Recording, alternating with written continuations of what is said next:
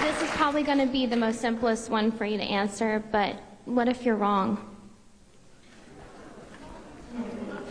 Well, what if I'm wrong? I mean, anybody could be wrong. We could all be wrong about the flying spaghetti monster and the pink unicorn and the flying teapot. You happen to have been brought up, I would presume, in the Christian faith.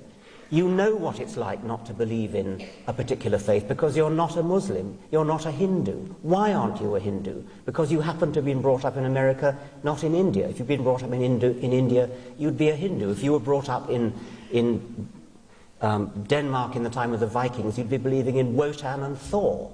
If you were brought up in classical Greece, you'd be believing in Zeus. If you were brought up in Central Africa, you'd be believing in the great Juju up the mountain.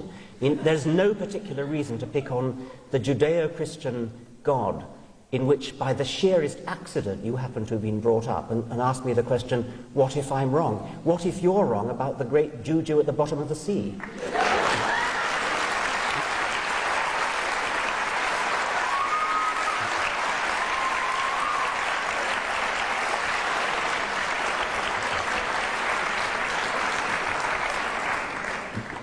Now, the problem with this sort of argument is that if you say that because belief in God is occasioned or caused in this way, therefore that belief is false, you commit an elementary logical fallacy known to every intro to philosophy student called the genetic fallacy. The genetic fallacy is trying to invalidate a point of view by showing how that view originated. And the fact that beliefs arise through people's wanting to feel better, or perhaps through causality, or even being hardwired into the brain, does nothing to prove that those beliefs are false, which is what he must prove if he's to show belief in God is a delusion.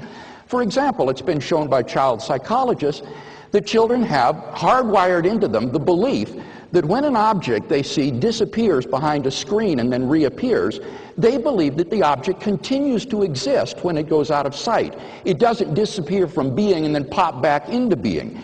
This is a hardwired belief in children, and yet I think none of us would say, therefore, that belief is false. Now, the fact is that some child psychology studies do indicate that children also have such an instinctive belief in God, and I'm inclined to view this as God's provision. Now, the skeptic, like Dr. Wolpert, thinks that this is a delusion. But then if he's to justify his view, he owes us some argument to show that the belief is false. Otherwise, he's committing the genetic fallacy.